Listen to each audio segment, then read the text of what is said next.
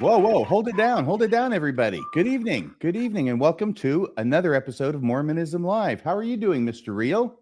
I am doing so good, Mr. Radio Free Mormon. I've got my internet up and running, 300 megabytes up, 300 megabytes down, fiber internet.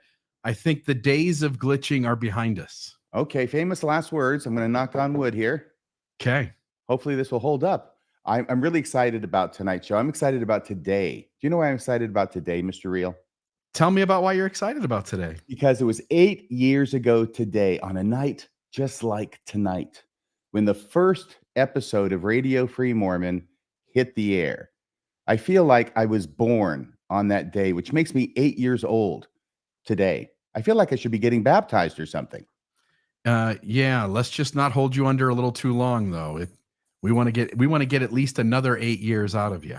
Okay, well, hopefully I'm celebrating the 8th year because I got no idea if I'm going to make it to 10. Oh, I think so. You are a rock star, my friend. I was just telling you before we started the show that you, by like episode 4, you already had a significant following. People gravitated towards your content immediately. You're so kind. And everybody, I'm very appreciative. I posted a little thing on my Facebook page about how I thanked everybody for the fantastic ride. Hopefully it's just beginning. By the way, 8 years. I did the math, which is always a dangerous thing when I do math. But I did the math. That's 1/8 of my life that I've been doing Radio Free Mormon. Yeah. Look That's at that. kind of significant. When you're as old as I am, 1/8 adds up. Yeah. And you know, the moniker you have at the beginning, I think, is classic. The content that you've covered over those 8 years, I think, has been phenomenally beneficial to this community. You've just done so much, and really deeply appreciate what the work that you put in to create what you have. Thank you so much. I love Radio Free Mormon. I love the name. I came very, very close to retitling it Radio Free Latter-day Saint. You didn't want it to be a victory for Satan. Yes. And actually, I never came close to that. I never even considered that until right now when I'm making a joke about doing it. By the way, can we play the first few seconds from the very first episode? There it is, Radio Free Mormon, number 1001. The Great Mormon History Cover-Up was the title. You see the date there was October 23rd, 2016. Let's hear what I sounded like 8 years ago, my first episode.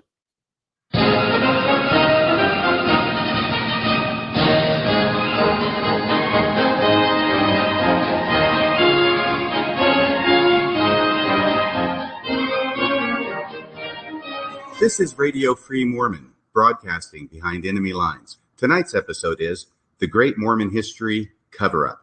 In the past 3 years, the LDS Church is issuing a series of essays. Different music, a much younger voice, no testing 1 2 3, testing 1 2 3, which I added later. That's one for the history books. And I told you before the show started, I said, you know, because we listened to this sort of prepping here for the opening of the show, but you didn't even stop to go, hey, everybody, I'm this guy over here who's starting to create a thing. You just jumped in like as if it was episode 300. Like we're gonna start rocking it out. We're gonna tell you things you didn't know. We're gonna unfold Mormonism right before your eyes, and fasten your seatbelts. It's gonna be a fast ride. Well, it was. And there's all sorts of stories that go along with that. And you remember the phone call I gave you that Saturday morning in tears. But we don't have to go through all of that just to commemorate an 8th anniversary. Amen. Especially when we have so much to cover tonight, because tonight's show is called The Elder Oaks Deception. And you pulled up something that Elder Oaks had said in General Conference, the title of his talk some years ago. What was it, October 2004? I'm seeing the picture of him. I'm thinking a little bit more powder on the forehead and top might have been a good idea. It's reflecting the lights a little bit more than I think he might have liked.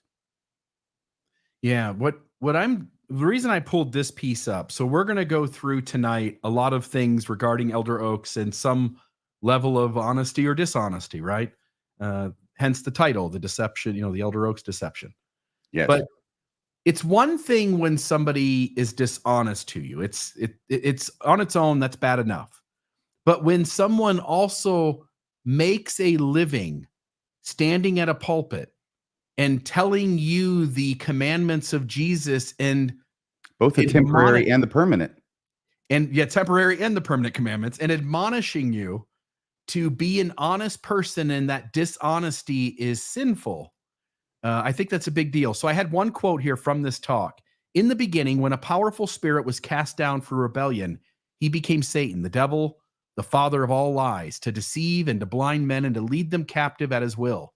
He and the spirits who follow him are still deceiving the world.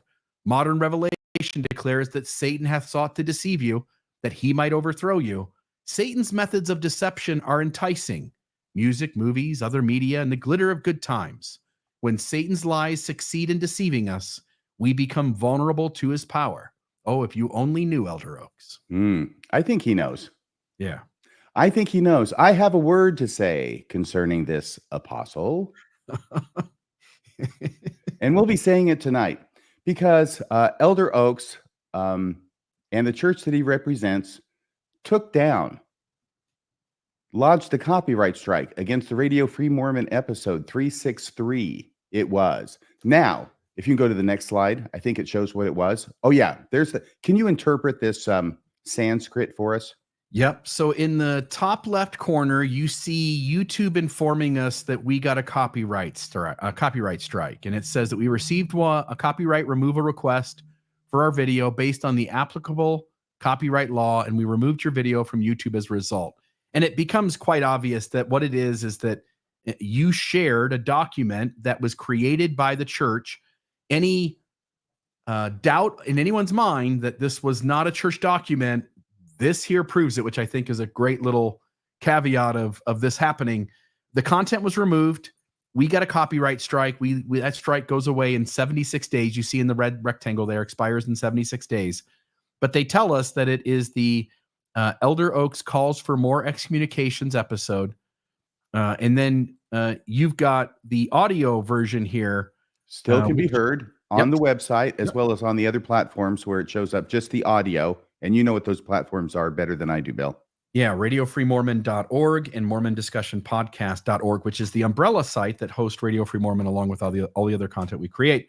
And I'll just say that a church that creates material that it wants its membership to operate by, you would wonder why it's so afraid of the general public being able to view that. Now, I get if we came along and we were using it to start our own church and using it as our manual but that's not what happened.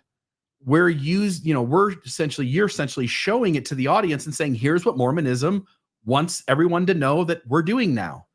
And they're increasing the excommunications. This, by the way, for anybody who doesn't know, was a leadership training which was held recently where Elder Oaks was calling upon the local leaders to increase their number of disciplinary hearings and to increase their number of excommunications. As a result of those hearings, someone who's a listener to the show obtained those slides, leaked them to me, and I put them up on the screen and went through them. I didn't just read through them. I made commentary about them as I went through, and that is what caused this strike to occur. And I think, on some level, what we were doing was fair use. There is a sort of a gray area if you use all of something else. Some other product, you use all of it. But if you give substantial commentary, you recreate a new product based on it, there's room in that. But the trouble is the church has $265 billion, and we've got a hell of a lot less than that. And even if we won the fight, we probably would end up losing the war by doing that. So it didn't make much sense for us. Right. And I was thinking about this, and I was thinking, isn't it interesting that Elder Oaks and the church that he represents did a copyright strike because I was revealing the slides that he used to encourage the local leaders to have more excommunications. In other words, I was revealing what the church and Elder Oaks was doing in secret, what they were hiding from the general public. And when I revealed it, they did a copyright strike because they are intent on continuing to hide this information from you and from the members of the church. They don't want the members of the church to know that Elder Oaks was giving this presentation to the local leaders and what it was about. And then I thought, that's kind of ironic because back in 2017, the same Elder Oaks was on a stage with Elder Ballard, where Elder Ballard was speaking on behalf of Elder Oaks and assuring the audience and the world that the apostles and the First Presidency have absolute integrity and have never, ever, since the beginning of the world, they've never hidden anything from anybody. And I thought, well, that's strange because this looks like they're kind of hiding stuff from people. Do we have that? Oh, we have the video. By the way, before you start playing that, sorry, and I can't hear it anyway, I wanted to introduce it because Elder Ballard has this interesting tell. It is said by some psychologists that when people lie, they have a tell. And some psychologists think that there are people who, when they lie, they start it by stuttering uncontrollably. But it's this idea that the church is hiding something, which we would have to say as two apostles who have covered the world and know the history of the church and know the integrity of the First Presidency and the Quorum of the 12 from the beginning of time. There has been no attempt on the part in any way of the church leaders trying to hide anything from anybody. Now we've had the Joseph Smith papers. We didn't have those where they were in our hands now. And so we're learning more about the prophet Joseph. It's wonderful we are. There's volumes of it. There's so much of in those books now in my bookshelf. Maybe you've read them all, but I haven't got. I'm a slow reader. How can you know the history of the church if you admit you haven't read the just trust us wherever you are in the world, and you share this message with anyone else who raises the question about the church not being transparent. We're as transparent as we know how to be in telling the truth. We have to do that. That's the Lord's way. So here's a person who's saying that the church has never hidden anything. He's on the stage with Dallin Oaks. He's speaking for both of them. He's not being contradicted by Dallin Oaks, by the way. So Dallin Oaks is approving of this by his silence and sitting there and allowing Elder Ballard to speak for him. And on top of that, as apostles of Jesus Christ, he gives the final coup de grace by saying, we have to be transparent because that's what the Lord would do. Well, they're not transparent. They do hide stuff. And so what does that say then about their connection and their apostleship to Jesus Christ? Yeah. And if you don't believe that they hide stuff, please stay tuned. We'll show it. Because Elder Oaks has an incredible track record. And we started thinking, are we just going to go over stuff where they've hidden things? We've kind of done that before. And then we talked a little bit more about it and said, no, let's just go down on Elder Oaks Town, okay? Down to Elder Oaks Town. I almost said down on Elder Oaks. Down to Oaks Town. No, this is not Mormonism After Dark. We're not going to be doing that tonight. However, what we're going to do is we're going to review his record and we're going to show you that there's no way in the world that anybody in their right mind would trust a word that comes out of this man's mouth based upon his own record and his own prior statements. Yeah. So the church has never hidden anything from anybody. Oh, except for Elder Oaks telling local leaders to increase the number of excommunications, right? That's the first part, right? That's what caused this. That's what caused it, because they're hiding this presentation that he made and doing it by way of a copyright strike. So that's number one, but there's more. Question: do apostles interfere with local discipline? And do they then hide it? We're going to go back a little ways here. And you should be able to control the slides if you want to. Thank you so much. First thing we're going to do is go back to, I think this was 2015. It involved the excommunication of Kate Kelly, whose picture is there on the left. In the middle is Ali Isom, who was an official spokesperson for the LDS Church.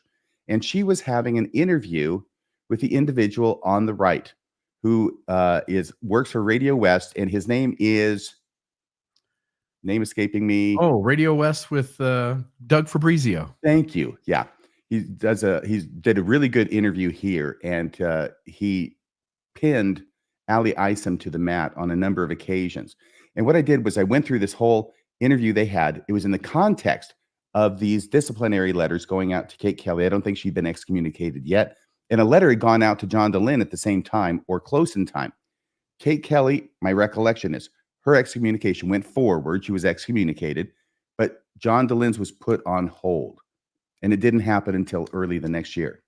So they're talking about how it is that this happens and whether the top church leaders are involved in what happens at the disciplinary councils on the local level. The church's position is, no, we do not get involved. The church leaders do not get involved with these local disciplinary hearings. And Doug Fabrizio has a few questions for Ali Isom in that regard.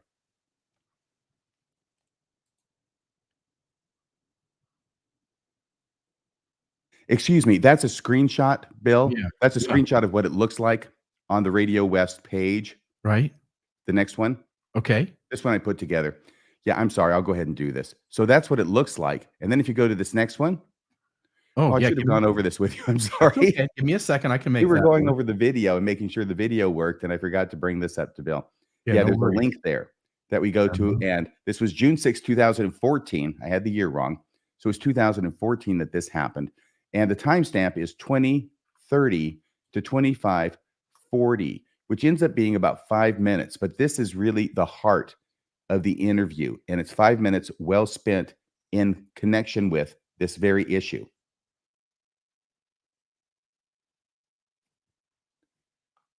It's just an audio. It's a Radio West audio. There's no video to it.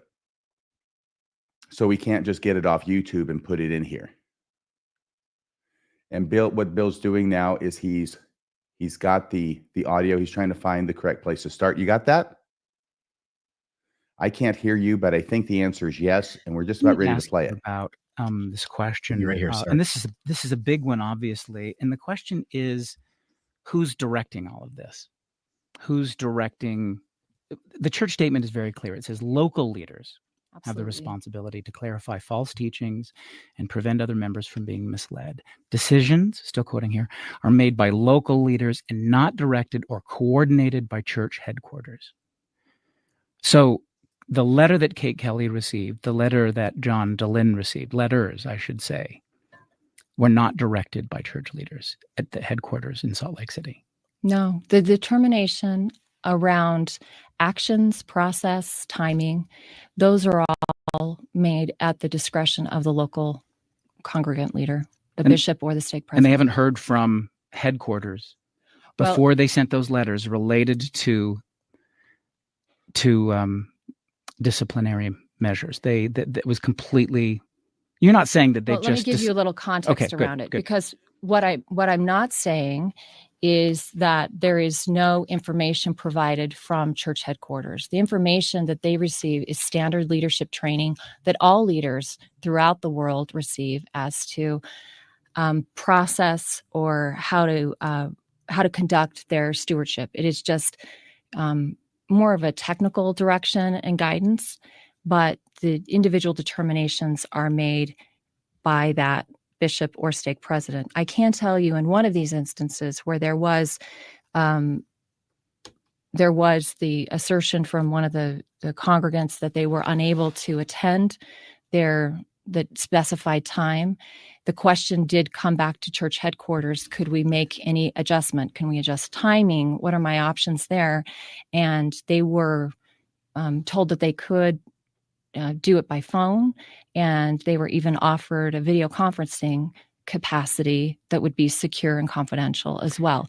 That flexibility is within protocol, and it's sort of those kind of process and protocol questions that there is some conversation back and forth, necessarily so. This is a highly. If you could stop it right there.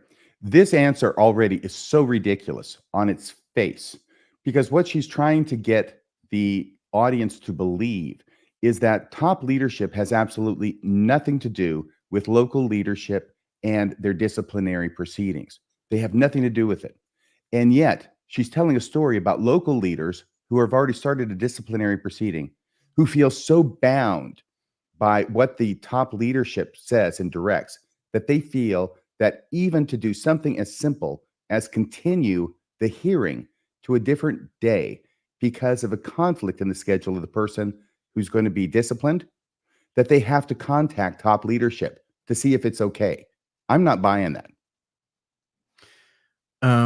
I think she's sort of splitting hairs too. And here's what I mean. Imagine RFM, we're back when you were a believer in the church, you're active in the church, you get called as the stake president. You've already been taught, which way do you face? Which way do you face? You face, your job is to represent the brethren to the members. Your job as stake president is not to represent the members to the brethren. Right. So if the church reaches out to you and gives you a stack of files on a person and indicates, they have to indicate something by that. They don't just hand them over and go, we don't really care anything. You do whatever you want.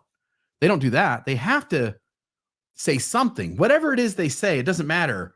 What is the automatic impression you feel about that thing happening? You got to do something. You got to do something. And obviously this file indicates that the church is telling you, the stake president, that we think this person's a problem. Yes.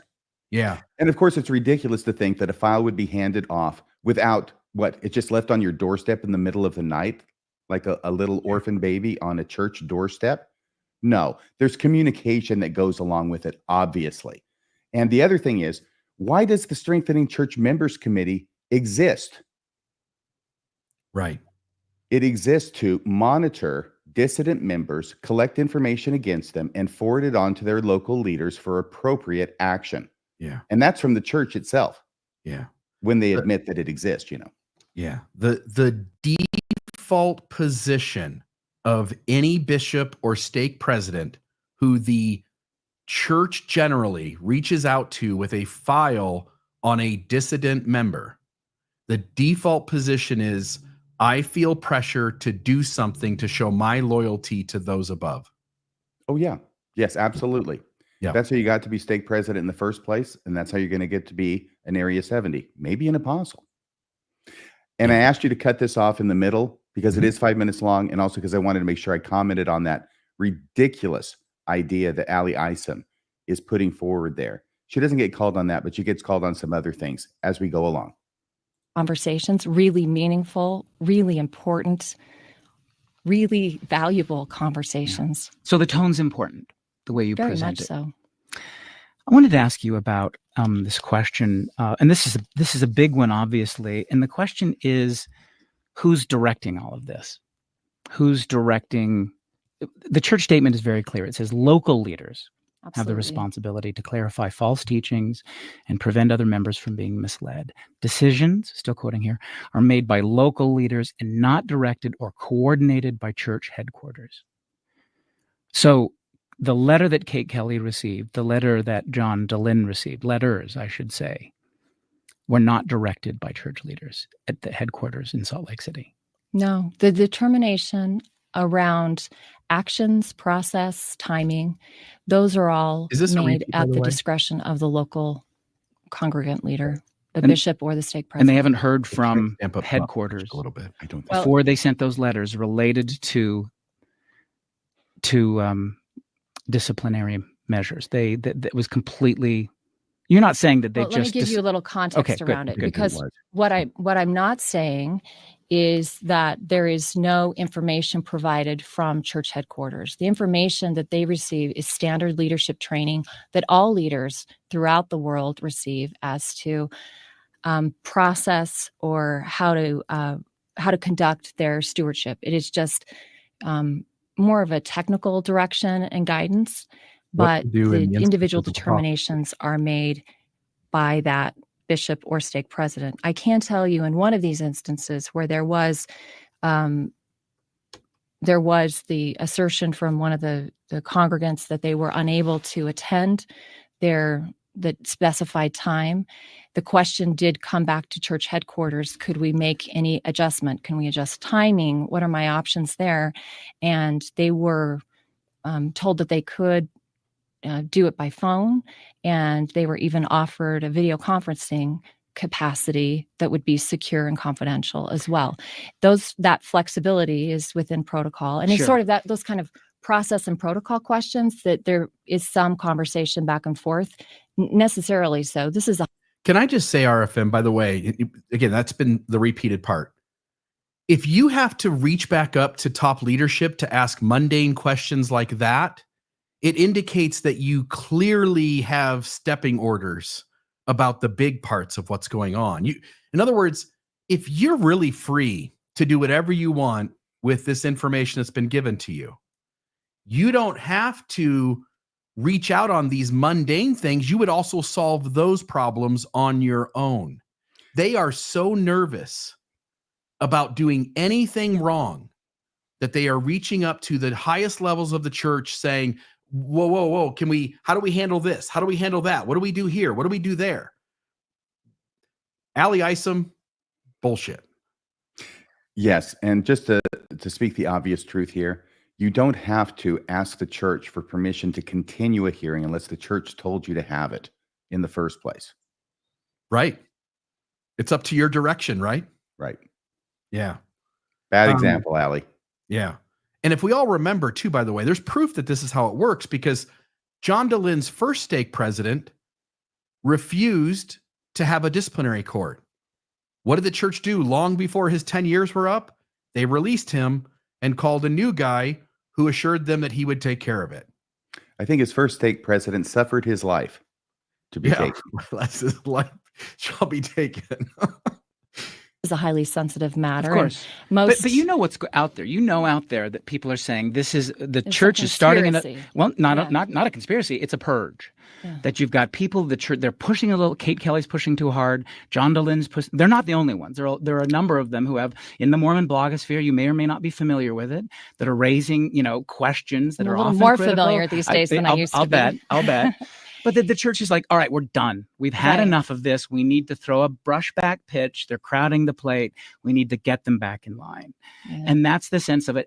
And on the church website, there's a reference to a leadership training conference. Elder M. Russell Ballard and two other general authorities attended. This was a month ago or so. They went to Northern Virginia. And others have talked about that in that meeting. And we're talking about Elder M. Russell Ballard, the Quorum of the 12 Apostles. So it's a significant. And he actually there, while having this training session with bishops and stake presidents about the concerns that some of the brethren have. And in specific, he mentioned ordained women. In specific, he mentioned Kate Kelly's name was referenced as well in response to a question that came apparently from one of them. Now, isn't it reasonable to expect that a stake president who's sitting there in the congregation or a bishop wouldn't take that to heart, and then a couple of weeks later she gets this letter? I mean, isn't that reasonable? You're connecting dots that aren't there, but it is part of a standard protocol. How are they not there? Because you're making an assumption that I simply can't speak to. I don't know Well, what's okay, in the good, mind good, of that local leader. Got it. I don't. You're asking me to speculate about his intention. I can't do that. Good. I won't ask you to do that. Did M.L. Russell Ballard go and conduct a training session in Virginia in May? I'd have to check his calendar. I assume you've got good facts there. So, I'm not going to deny that we do these trainings that are sensitive, and we're very much aware of their relevance. It would be naive to assume otherwise. No, right. But we are leaving it up to the discretion of that leader to act in the Savior's behalf and to conduct themselves as prompted by the Spirit and how they apply the process. There is in no way an implied wink, wink, now's the time, take action. I have been in more than one meeting where a member of the Quorum of the 12 has explicitly reiterated. I'll step in here and just speak for my own personal situation. My stake president informed me. They have not told me what we have to conclude in that disciplinary court, but they have told me I need to have a disciplinary court. That contradicts what she just said. Yes, because she's not telling the truth. Yeah, she's lying. She's totally lying. She's lying her ass off. And the whole thing is, that's her job. That's how she sees her job. She has to lie in order to give cover to the leaders of the church who are doing the very things that the leaders of the church say that they're not doing. Right. And this training that was done over on the Virginia or wherever it was that she's referring to, where Kate Kelly's name was brought up. Well, I expect that's the same kind of training that was done recently by Elder Oaks, where he used the slideshow about increasing the number of excommunications that they now did a copyright strike on us for revealing to the public because they want it hidden and kept secret, their involvement. What happens when the top levels of leadership send teachings down through the 70s to the local stake president, teaching them what you're supposed to do, like you're saying, what you're supposed to do, what apostasy is, what the Lord tolerates, what he doesn't tolerate, and how those things should be handled. Every leader in that meeting clearly understands what side of things would be where the brethren want them to be. Mm-hmm. Yeah. Reiterated to both staff and other leaders present that those at church headquarters are in no way to impact outcomes or to influence these processes inappropriately. There is actually a high degree of sensitivity around that and very much a hands-off approach. Let us support you, but we will not tell you what to do. But to see this, It's a delicate, it's a really delicate act, isn't it? It's a difficult walk at times. it is, but it raises the second question leader, is this: the president. why not? Why wouldn't church headquarters want to have a say in a process? I think that's that it, has isn't it? potential to affect the public image of? I think that's it. That's where Doug Fabrizio goes on to ask the obvious follow-up. Okay, why wouldn't the top leadership be involved in this? If it's Kate Kelly, who has widespread recognition throughout the church and the country, or John Dallin the same, it's not restricted to just one ward or one stake. Why wouldn't the top church leadership be involved in it? Absolutely cogent question. Because of course they would be, except for the fact they've said that as part of their doctrine and policy, they're not involved in it. These are decisions left to the lower level leaders. And I think mainly it's because, well, we talked about plausible deniability earlier today, didn't we, Bill? And this is a classic example. As leaders, you surround yourself with minions who take orders from you to do what it is that you direct them to do. And then your hands are clean if anybody gets upset by it. Yeah. If the top 15 leaders tell 70s to go out and say something, then everybody below the level of 70, the furthest they can go in their head is that some 70 taught us a thing. It sort of washes the top leadership's hands of it. They get to sort of be Pontius Pilate and walk away and say, well, it wasn't us. Right. It was that guy. They Because use they'll their either confirm bishops nor and- deny it. I'm sorry. I'm saying that they use their bishops and stake presidents as cannon fodder and Yeah. fall guys. Yeah. And every bishop and stake president never heard it from the top leader, generally speaking, once in a while. Mm-hmm. But generally speaking, never hear it from the top leader. They hear it from a 70. So there's always a middleman who takes the fall in terms of being the front person for something being taught. What is the next slide, Bill? I saw two things down there. So there's that one. And I'll go ahead and do this. Oh, yeah. Sunstone Magazine. This is from December of 1993. And this has to do with a certain quote about it's hard to stage manage a grizzly bear. This is something Elder Oaks said about Elder Packer in 1993. It had to do with the excommunications of the September 6th. And it's frequent that we remember, at least I remember, the stage manage a grizzly bear expression because it's so memorable, right? And so apropos about Elder Packer. But what I don't want to get lost in the shuffle is that the whole story is about how Elder Oaks dissembled, which is a nice $5 word for was dishonest in relating to the press what had happened.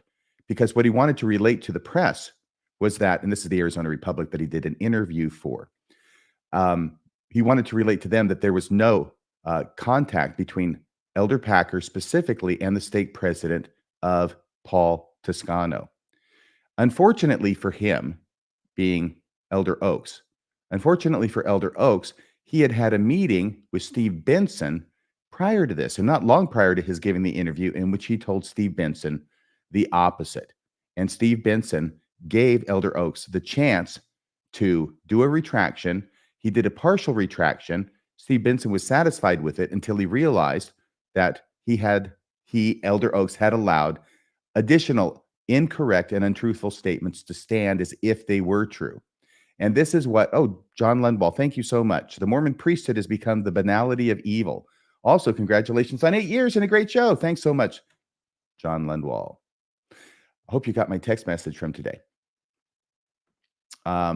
Okay, so let's look at this, all right? Because this is very, very important. It has to do with Elder Oaks. Once again, he has a long track record of saying things that are not true. I'm going to go through this really quickly, okay? Mormons are admonished to be honest. This is an article written by Steve Benson for Sunstone. Unfortunately, Apostle Dallin H. Oaks has been less than candid concerning Elder Boyd K. Packer's involvement in the excommunication of Paul Toscano.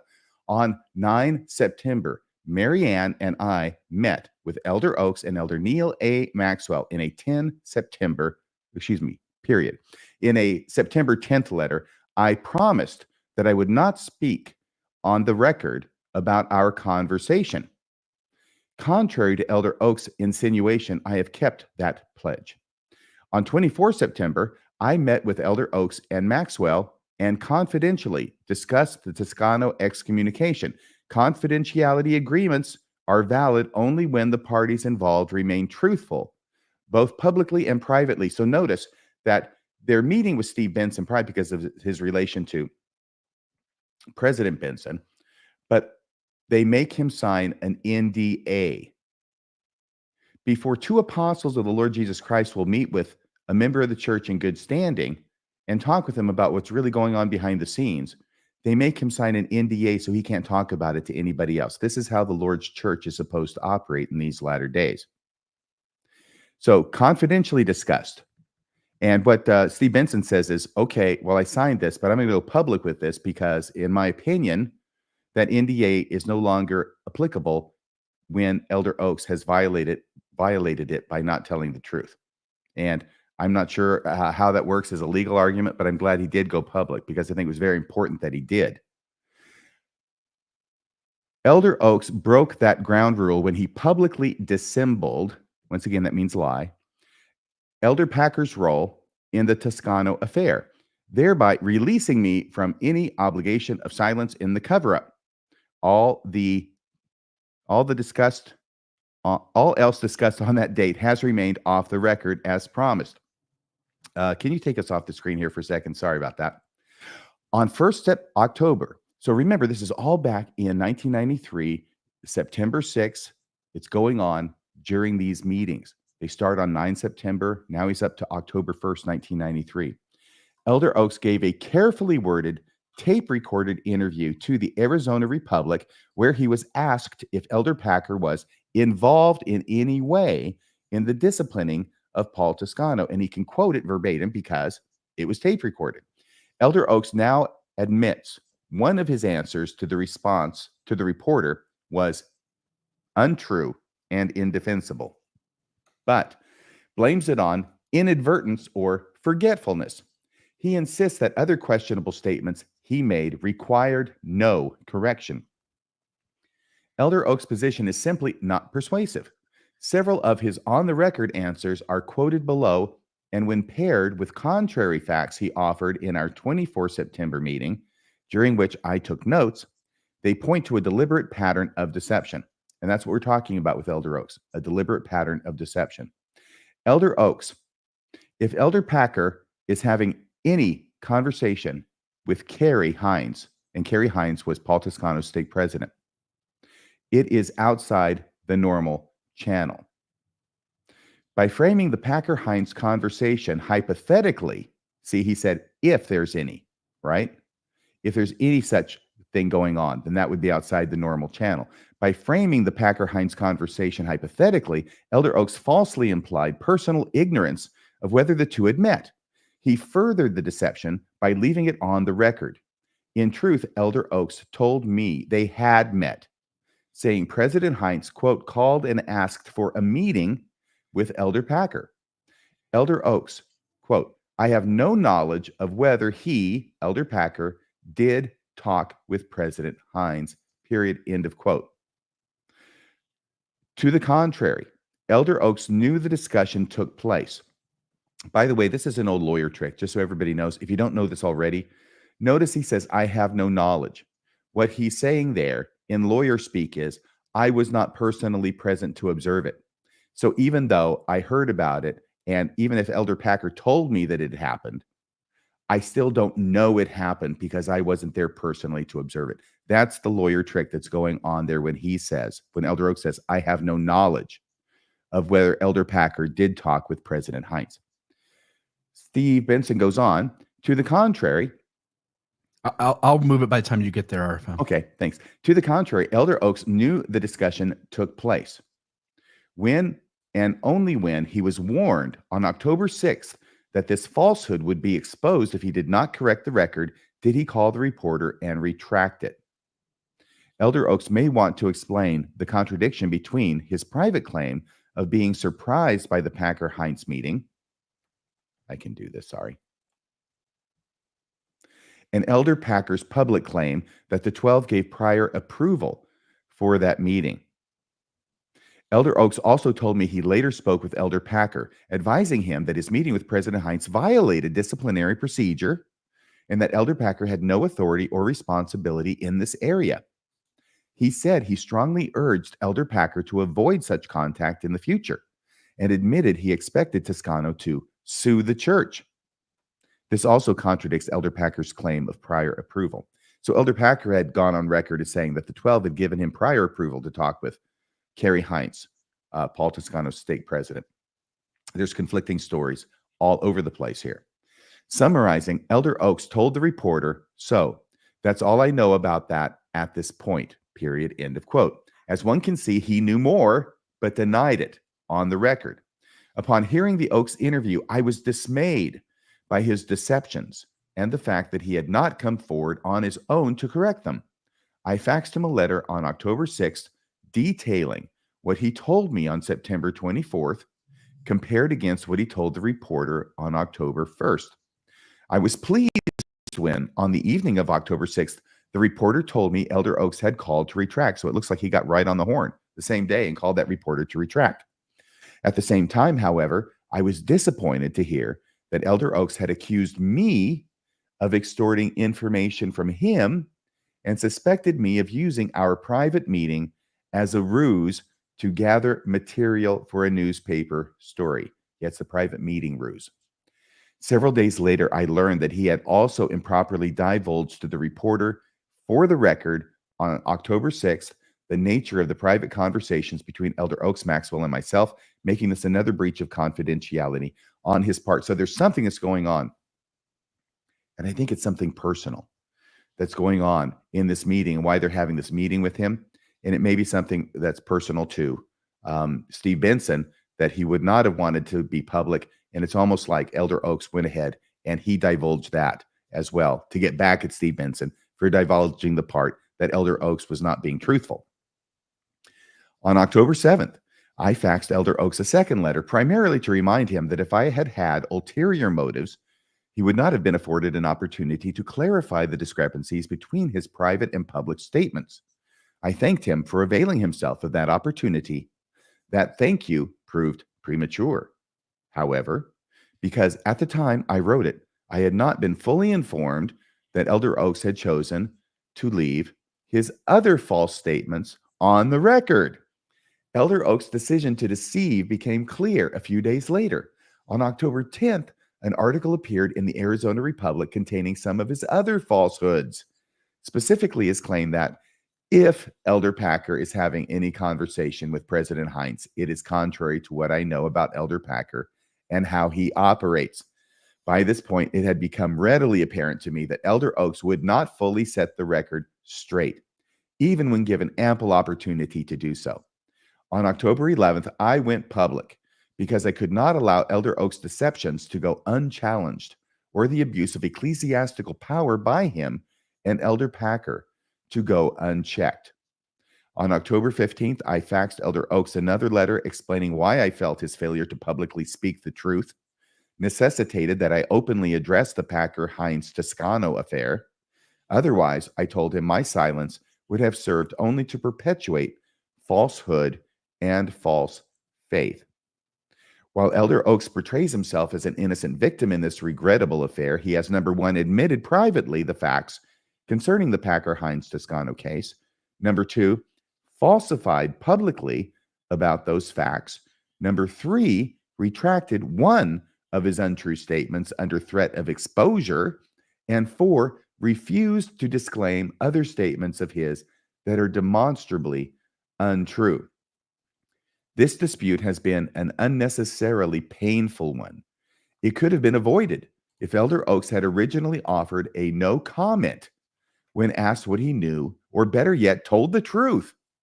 Instead, his disposition seemed, with regard to Elder Packer to want to cover our sins or to gratify our pride, our vain ambition, or to exercise control or dominion or compulsion upon the souls of the children of men.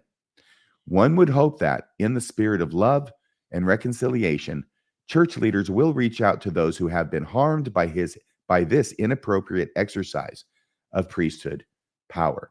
And that's the end of that article by Steve Benson in the December 1993 issue of Sunstone. Any thoughts about that whole affair, Bill? We've got 720 people live in the show through the various social media platforms that the show is being broadcast at. And half of those are from the SCMC. And and I have to imagine there's at least a few believers who tune in to listen to what we have to say. Maybe it's folks that come over from like a Thoughtful Faith on Facebook group or other folks. Maybe it's fans of Ward Radio. I would simply ask you to sit as we go throughout this show, sit with how much the apostles of the church, namely Elder Oaks in this episode, but we've shown other apostles to be very deceptive and dishonest too. President Nelson being one of them, Elder Holland another. And I would ask that you sit with, here is your guy. This is your special witness of Jesus Christ. He's a prophet, seer, and revelator. He holds the keys to the kingdom. He's responsible to be worthy of the Holy Ghost and to preach by the Spirit. And we're not even a third of the way through what we're going to share tonight. And what's becoming crystal clear is that Elder Oaks doesn't have any integrity. He has no problem lying. He has no problem saying one thing behind the scenes and another thing publicly.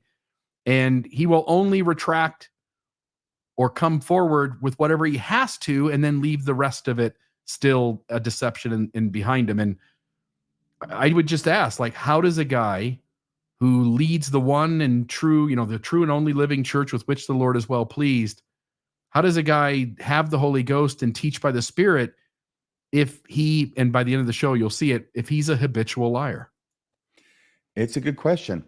I don't have an answer for that one. But all right. We have more evidence. A lot more. And by the way, notice Elder Oaks' response to being called out on not telling the truth is to attack the person who calls him out and blame him for not keeping confidential the meeting in which he spoke the truth as compared to the non-truths he told to the Arizona Republic. Yeah, which is another bad quality. It's an unhealthy person who covers up a multitude of sins, right? Oh, yeah. Yeah. I'm not talking the atonement washing them away. No. I'm talking about deceptively working to minimize your lies being exposed. Yeah, Elder Oaks' version of that passage is that a law degree covers a multitude of sins. Yeah. Amen. Not to mention a second anointing. Amen. Okay, so the next one we have is, was Elder Oaks involved in hiding church finances? Do you want to take this one, Bill? Yeah, so what we end up with, I'm trying to find an exact date here. You probably know the date off the top of your head. Well, I think it was February of last year, 2023, wasn't it, when this order from the SEC came out? Perfect. That's what I'm looking for. So this goes all the way back to Gordon B. Hinckley and his first presidency, James E. Faust. By the way, Bill, I'm sorry. It is right there on the right side, February 21st, 2023. Oh, I see it. Yep. Okay. Thank you. Mm-hmm. This goes all the way back to President Hinckley and his first presidency, James E. Faust and Thomas S. Monson. And under their leadership, this whole financial ruse or scam was sort of put into place, where they created 13 dummy shell companies, worked to have these companies look like they were separate entities, but they were just shells. They had just an empty office and a voicemail machine, and mail was collected and then forwarded on to Ensign Peak. Ensign Peak was the main entity that did all of the church investments, and they did this pretend game where it's not really us, even though it is us. Instead, we're going to pick people who have no real social media profiles. They're very common names. We're going to create 13 dummy companies. And we did it all under the church's own response. They did it all so that members in the public wouldn't know how much money the church had, because the church, again, they acknowledge it, that the church feared that tithing might or would go down if the public or if the members knew how much money the church had. What I want to note here is that for a significant amount of time in this space that we're talking about, Elder Oaks, at the very minimum, was an apostle the entire time, and for a period of this was in the First Presidency. Yes, I think since early 2018, so probably 5 years at this point. Yep. And so what you see is that the document in front of you on the screen is the SEC, Security and Exchange Commission's sort of like agreement with the church. The church had to agree that these things are all going to be admitted. Yes. And they had to sign off on it. And they had to pay $1 million fine. And then the Ensign Peak had to pay $4 million. Right. And what you notice, I only put the pertinent sections up, but in section 8, 13, 14, and 31, and each of these lists the facts that both sides agree to. In part 8, it's the approval of the church's first presidency. That's clear cut. Right. It says Ensign Peak did not have the authority to implement this approach without the approval of the church's first presidency. Right. 13, 14, and 15 mention specifically the church's approval. And because of how the SEC would handle such a thing, it almost certainly, I can't promise you, but it almost certainly means sort of a shortened version of what they've already said, that this is the approval of the first presidency again. But at the very minimum, the church's approval. That's somebody at the top who has ability to yay or nay on these things.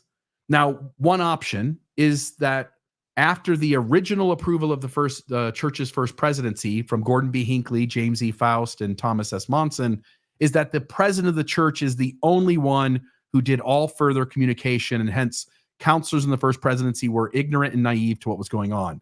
I would find that highly unlikely, but we'll leave it on the table. 13, 14, and 15, these deceptive and illegal to some degree because they're being penalized for them. They broke the rules and they're paying a penalty. It was absolutely illegal because it broke the law. That's the definition of illegal.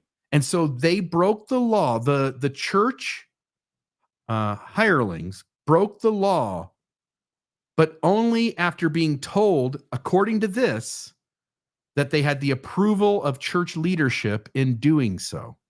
Elder Oaks being one of those involved at a very minimum in his time as a member of the first presidency. Yes, and we know how close President Nelson and Elder Oaks are. I cannot believe, yes. They are closer than close. Sherry Dew and Wendy Watson Oaks. They're that close. Yeah. I can't believe that President Nelson is going to approve something like this or reapprove something like this without going to his right-hand man, his consigliere, Elder Oaks, to get Who's the a lawyer, okay by the sign. way. I'm sorry, what? He's a lawyer, by the way. Yeah, that's what I meant. That's why he would go to him. Totally. When you say consigliere, I mean, you're playing on sort of the Godfather. What's the actor who plays? Well, the character's Tom Holland, and it's not Robert. It's Robert De Niro.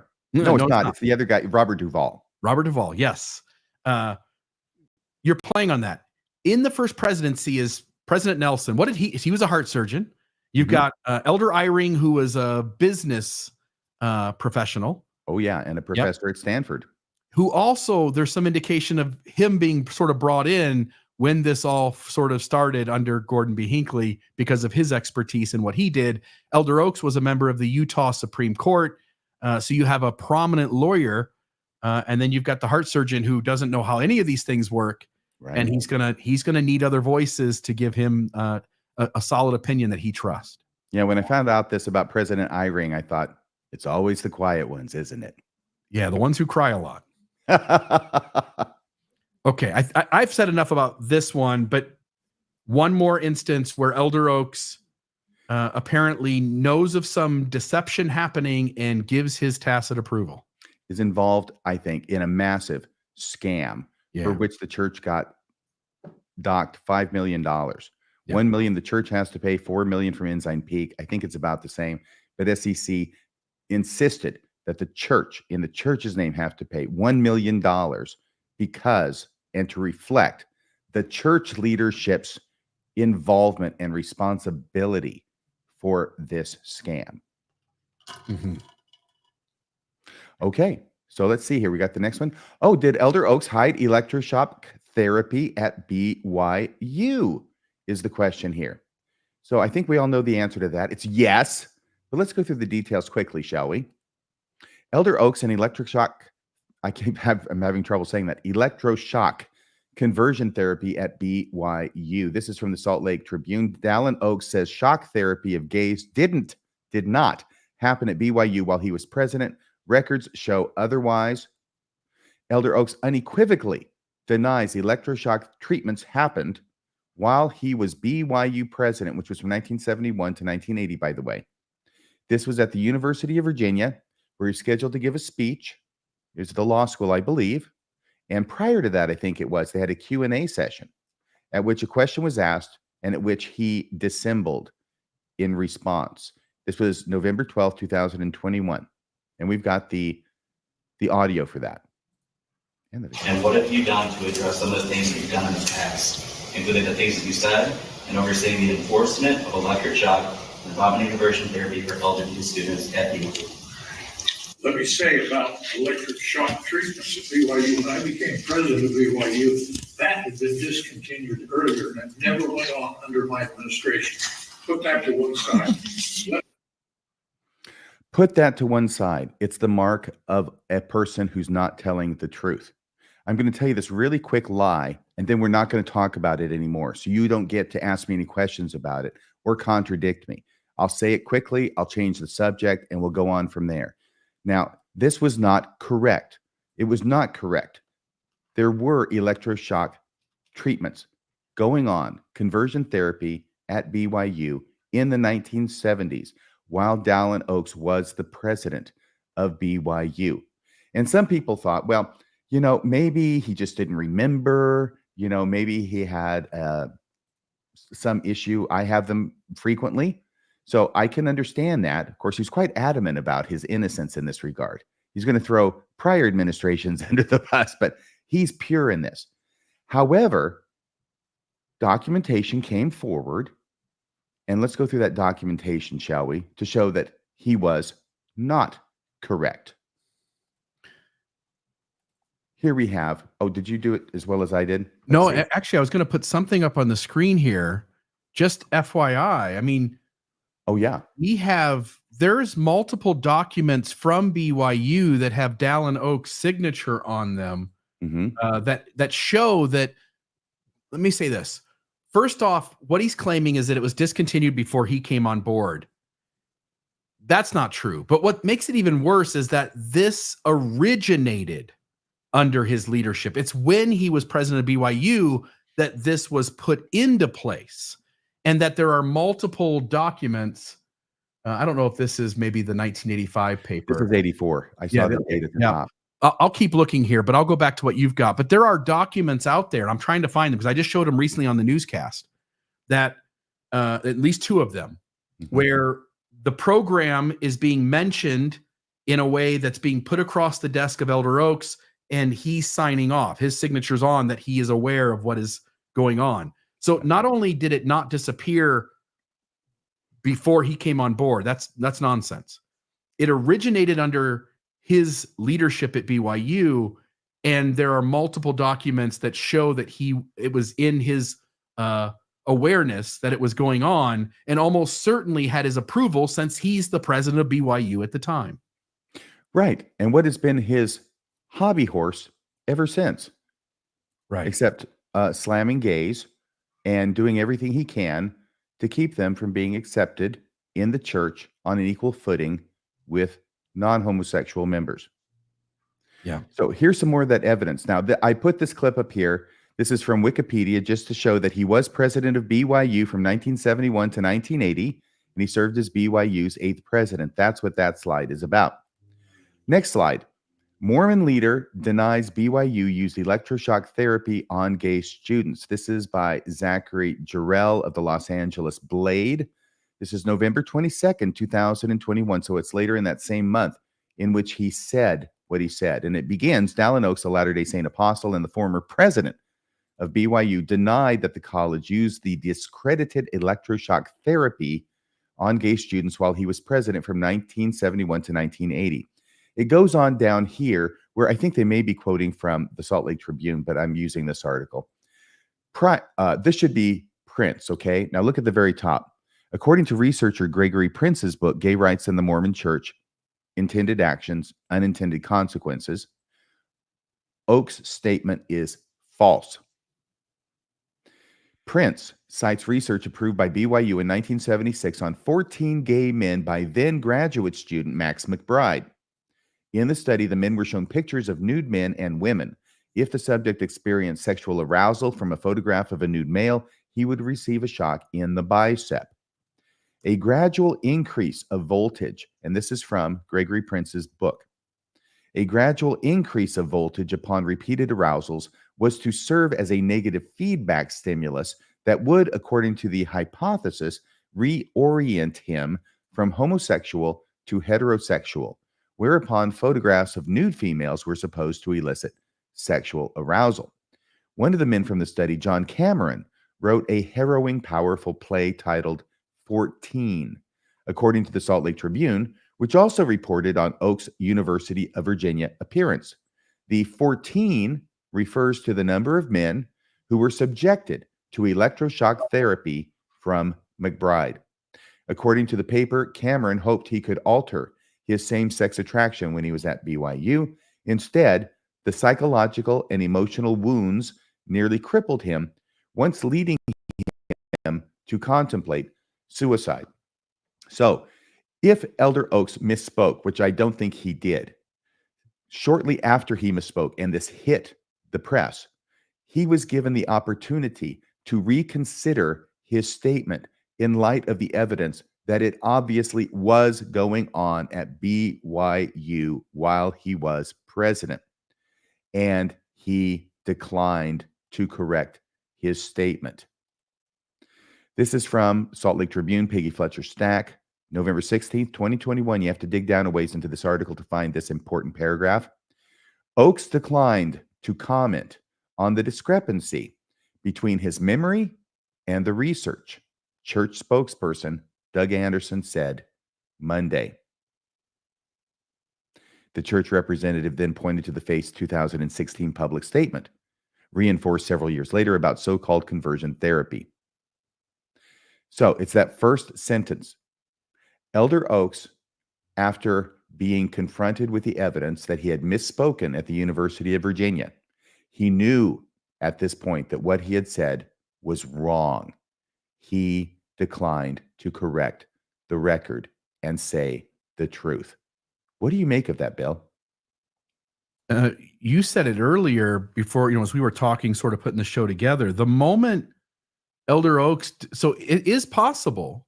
One option is that Elder Oaks misremembered. One option is that he was mistaken. He forgot that it was during his tenure as BYU president.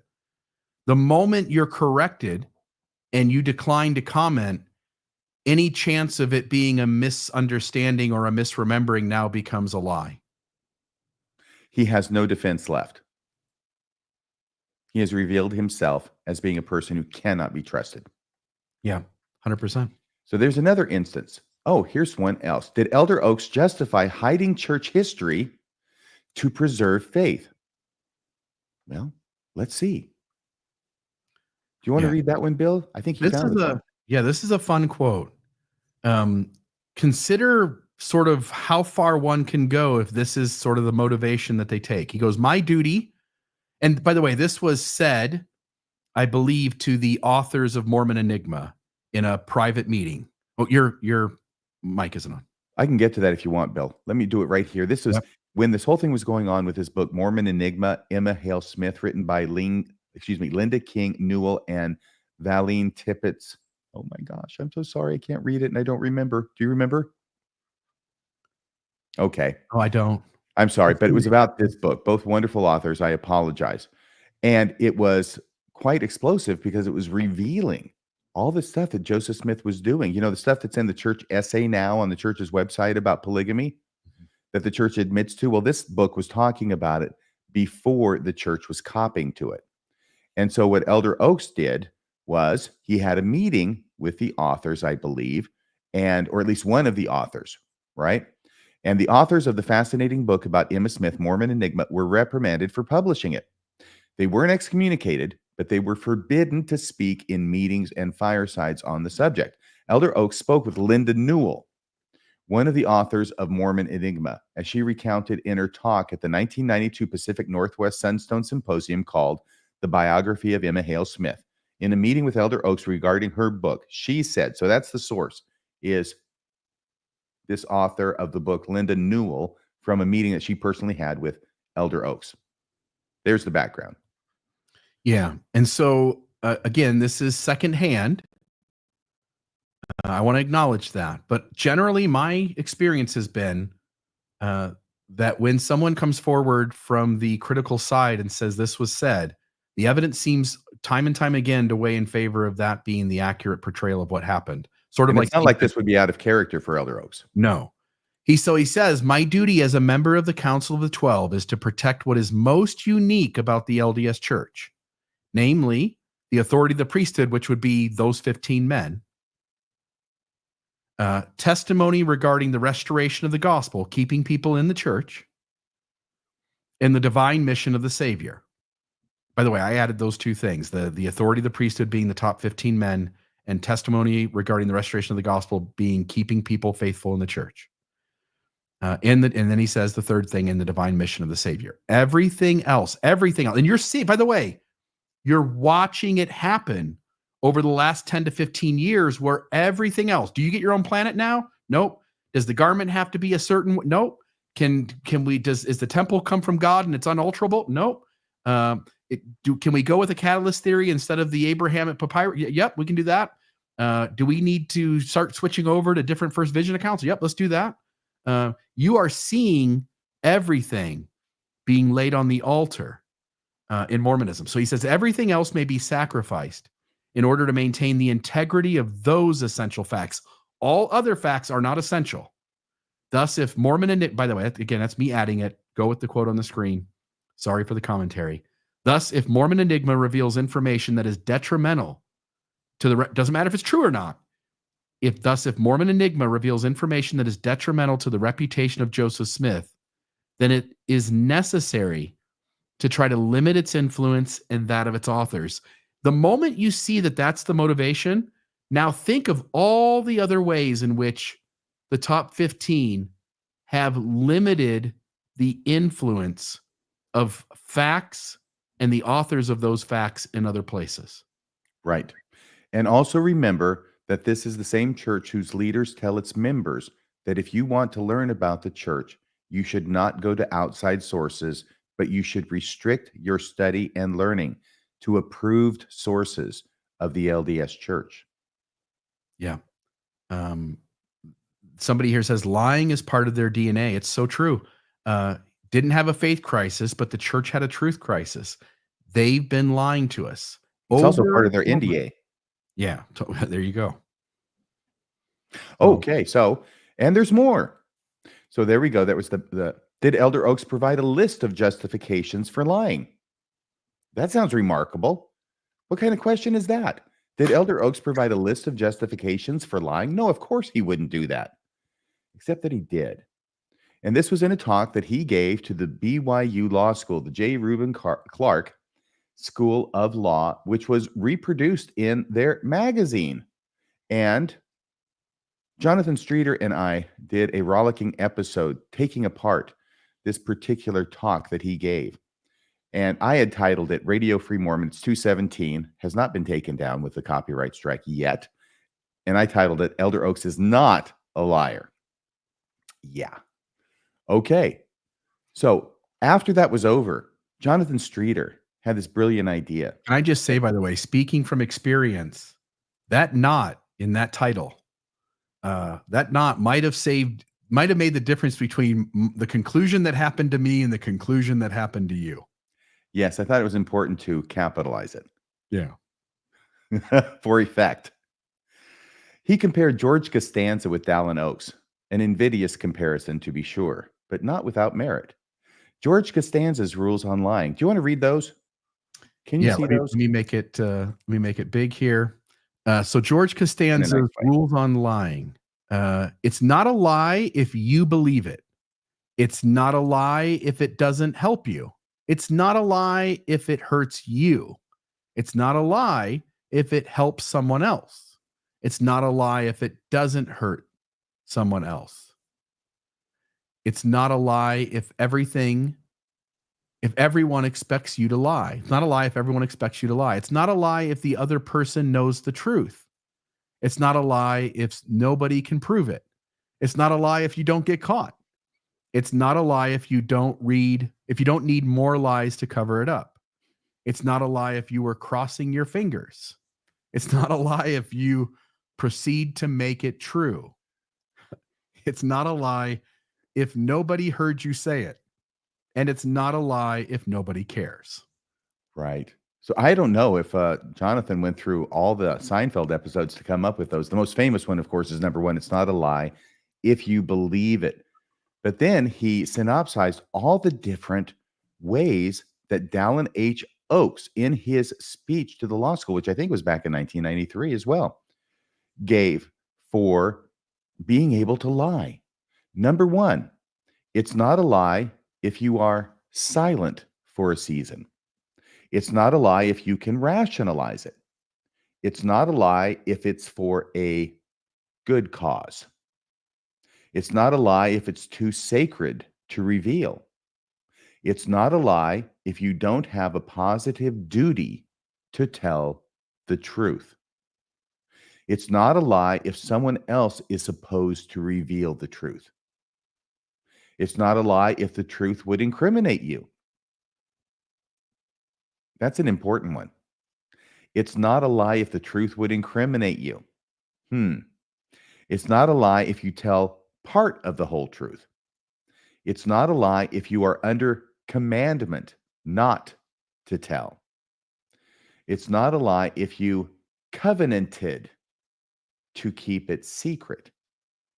So he's got 10 ways, 10 justifications for lying in this talk that he gives to students at the BYU School of Law. He gave this talk as an apostle.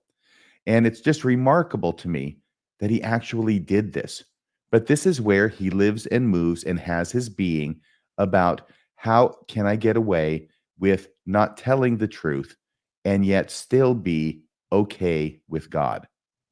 Yeah. And the only thing I would note here is from the church's standpoint, think of all the things they've lied about. Every lie can be justified under one of these ways. But all of us could justify lies under these kinds of loopholes. I'll also say that the first one, when you say it's not a lie if you are silent for a season, it also doesn't matter if that season is all of your entire life. Right. And by the way, I revealed an 11th one earlier because that's typical old standard lawyer thing. I don't know that something happened. Yeah. When a lawyer says that, what they're saying is, I wasn't present personally to witness it. Just so you know. Yep. The pertinent parties could have informed you that it didn't happen or that something did happen, but you weren't there.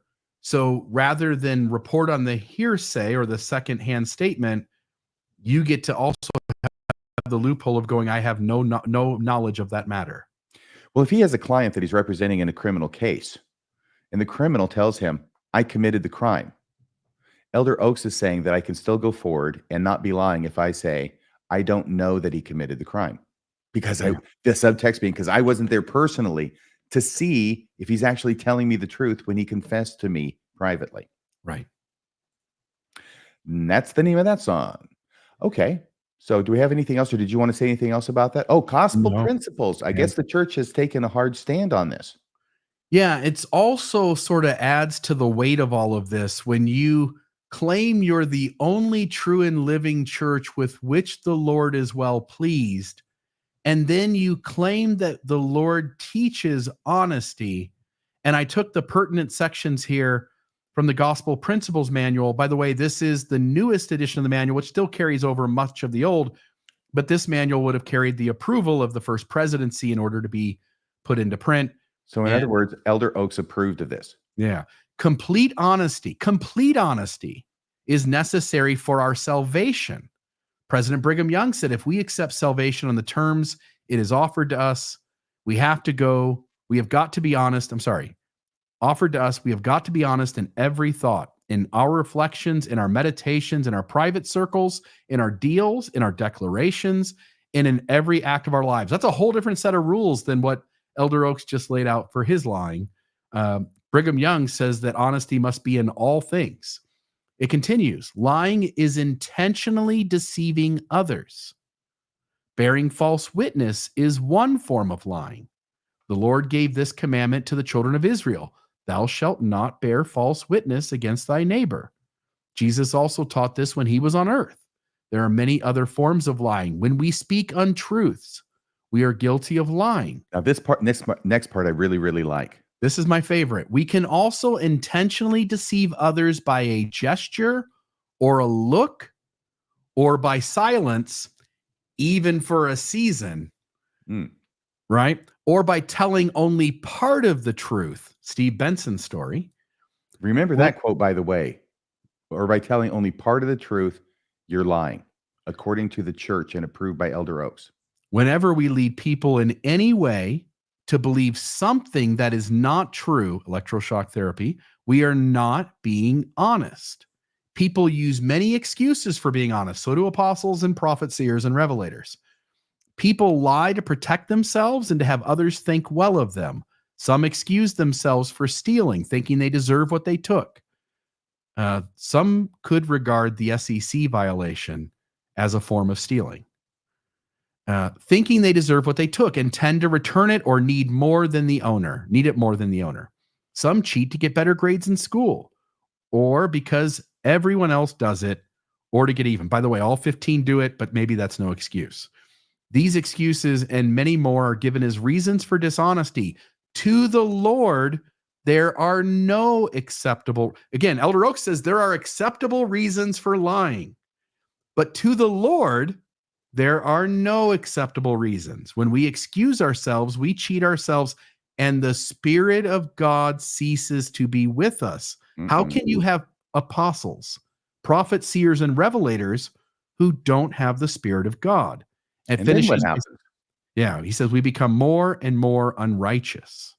Well, that's true. Yeah, I think Elder Oaks is a walking example of that. Yeah. He's like the picture of Dorian Gray up there. Yeah. So apparently there's a discrepancy between the teachings of the church and the actions of its leaders. Is that what you're saying, Bill? The church set a standard using Jesus Christ as the spokesman for it, a standard of honesty. And Elder Oaks, and I'll go beyond that, President Nelson, Elder Holland, Quentin Cook, Elder Ballard, David Bednar, and if I sat and looked far enough, I might be able to name the rest of them. But at least those men are on the record having been dishonest and used deception as a way to convey their message. So you're saying that's a bad thing? It's definitely something. But there's more. Oh, this one you also found. You wanted to bring this one up. This is a great addition to our subject. Yeah, this is recent. So the church is in the middle of navigating several lawsuits where people are working to try to get their tithing back. And what happened with the SEC seems to play a major role. That the claim is that if folks had known how much money the church had and what they were doing with it, they wouldn't have paid their tithing. So as various people are suing the church trying to get tithing back for various reasons, the SEC thing is only one of those. The church's law team is in the middle of stating its stance in the courtroom of some of these. And I think this might be the Huntsman suit. Do you know that offhand? I can't remember exactly. It's one of the tithing lawsuits. But this was on Ex-Mormon Reddit. It lists there who's involved. The lawyer I remember, his name is David. I forget what his last name is, but he is David Jordan, I'm guessing. Yeah, he's been involved in several of these over the years as representation of the church. Oh yeah, sorry, his name's right there. Thank you. So the judge says, is there any limit to that principle? Which is to say, can a church conceal anything, even if it thinks wow, we're going to lose half of our members over this. We better put it in a vault somewhere. That's interesting. Ironic. That's exactly what they did.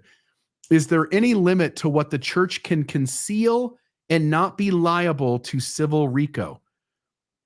The church's lawyer, representing the Church of Jesus Christ of Latter-day Saints, which is primarily the First Presidency and the Quorum of the 12 Apostles, his answer is, quote, I think that there isn't any limit at all about what the church can teach or not teach, emphasize or not emphasize. I think that would be a deep intrusion into what you describe as deep religious waters. And the only thing I'll say here, this lawyer wants to leave room for anything to be withheld. Now, if you take that to its logical end, you can hide anything. Meaning, if somebody was killed, murdered, molested, assaulted, the lawyer is saying that if that would run the risk of chasing people away, that religious freedom and the RICO Act, Civil RICO Act, would allow us to withhold it because we are fighting for the right to withhold anything. The legal team of the church doesn't want to draw a line anywhere. They want the line to be completely out of bounds, because the moment you draw a line, you're going to have to defend that line. Right. And they're trying to set a precedent saying, we're not going to draw the line. That's your job. Our argument is we should be allowed to hide anything we want from you. Yes, that's exactly the argument. And he knows it's so barefaced and such an untenable argument that the church's lawyer can't even call it hiding. Instead, he uses the euphemism, what the church can teach or not teach, emphasize or not emphasize. He's talking about hiding, and he's using the words for hiding. These are the same words that President Hinckley used when he was talking in one of his interviews about whether Mormons believed, and Joseph Smith taught, that God was once a man on another planet. I don't know that we teach it. I don't know that we emphasize it. Yes. So now we know that what he's really saying is we're hiding it. And I'll also add, the lawyer very well knows he is on really shaky ground here, because the judge asked a certain question. And I just want you to notice, if you look at both of those, the lawyer changes the question. He answers a different question. He doesn't approach it from the same angle. Mm-hmm. He doesn't want to address the judge's perspective of what got asked. He changes it into a way that he can sort of fight for a loophole through. Right. But it's the same thing. Yep. Great addition. Oh, there's more. Did Elder Oaks claim the church has no obligation to tell both sides of the story? That's another crazy question. Of course, Elder Oaks didn't ever say that, did he, Bill? He did. I'm sorry. You're putting it up there. You're good. Yeah, he did back in 1985, August 16th, in his speech to the CES, Doctrine and Covenants Symposium, August 16th, 1985. Here is the final draft in typescript. That's the first page. If you go further down into it, on page 18, under subsection 5 called Balance, here's what he said. Balance is telling both sides.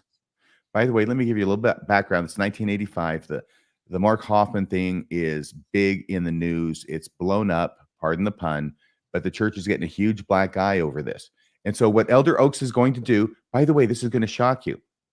He's not going to express any kind of remorse or contrition over having tried to mislead the public about what was going on with this case and the church's involvement. He's going to blame the press for not being balanced in reporting on the situation and giving the church a black eye. That doesn't sound like Elder Oaks, does it? Over and over again.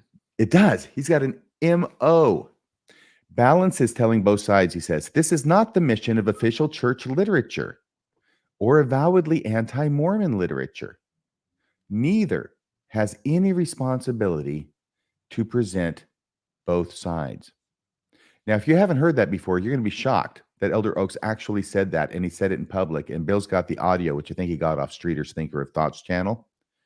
Yeah, and there's the quote down below.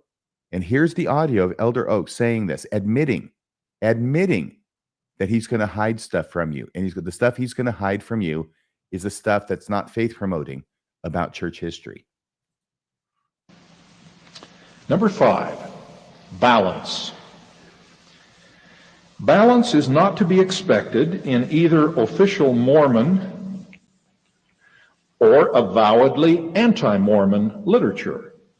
Neither has any responsibility to present both sides. But when Isn't that shocking? Isn't that amazing? If you break that down, oh, and can you put that back up? Thank you, Bill.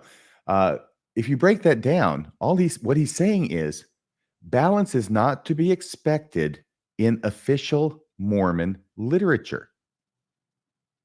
I'm not changing the meaning. I'm just paring it down. Balance is not to be expected in official Mormon literature because official Mormon literature does not have the responsibility to present both sides. This is what he admitted and proclaimed as a virtue or a guiding principle. And yet, it is the same Elder Oaks and the same church that tells its members that they should read only official Mormon literature, which is already stipulated is only going to give you half of the story, the positive half, the faith promoting half, and will very carefully keep you from encountering the other half, which Elder Oaks says the church has no responsibility to present. Another way to say balance is to be fair and reasonable, right? So I sort of get what he's trying to say, but it's like you and I were talking about some other episode we want to cover at some point, but it's sort of like a misdirection. It's sort of like that side's going to tell you their perspective and our side's going to tell you our perspective, and neither of us are going to be fair or balanced. I can sort of get it, but the trouble is that when you're the true and living church with which the only true and living church with which the Lord is well pleased, the healthy perspective is there isn't a their side or an our side. There's just the truth. And because we're the true church, we're just going to tell the truth. What Elder Oaks is saying is we don't ever want to set ourselves up. And again, of course, they say it, we teach the truth. You know, trust the prophets, they teach the truth. But he doesn't want to set it up as, you know, let's just figure out what the truth is. Like, let's have both sides talk and let's figure it out. No. We're going to tell our faithful perspective that hides lots of information, that tells a very whitewashed, simplified telling that promotes faith promoting miracles that almost assuredly didn't happen. We're going to tell it our way, and the critic's going to knock all that stuff down. And then the media should, without bias, should show both of those and let the audience sort of make up their mind. But when you set yourself up as the guys who tell the truth, only to self-admit here that you're definitely not going to tell a fair or reasonable telling of church history, of how you got to the decisions you got to, why things came into existence and why they left. You're self-admitting that you are going to be biased, that you're not going to be objective, and that you're going to tell a story that works to be the means to your end, what you're trying to accomplish. And you're self-admitting that nobody should ever come to you for a fair and reasonable telling of what happened in the church and why it does what it does. Right. One of the reasons that this quote, and also I think the quote that was earlier on from the author of Mormon Enigma about Oaks, but this is actually his own words. You're actually hearing his own voice. It's not being relayed through a third party who had the conversation with him and is saying he said this. He's saying the same thing here. And the thing that's amazing about it is that this isn't me making an argument and saying, okay, I'm going to put all these pieces together. This is a mystery. And I'm going to show over here that he said this, but over here, actually, that didn't happen, right? He's not telling the truth about it. This is Elder Oaks telling you to your face that he's going to lie. And by lie, I'm using the definition as it was enunciated in the church's own gospel principles manual. He's not going to tell you the whole truth. And the whole truth means the truth, right? He's telling you, I don't have any responsibility to do that. I'm not going to do that.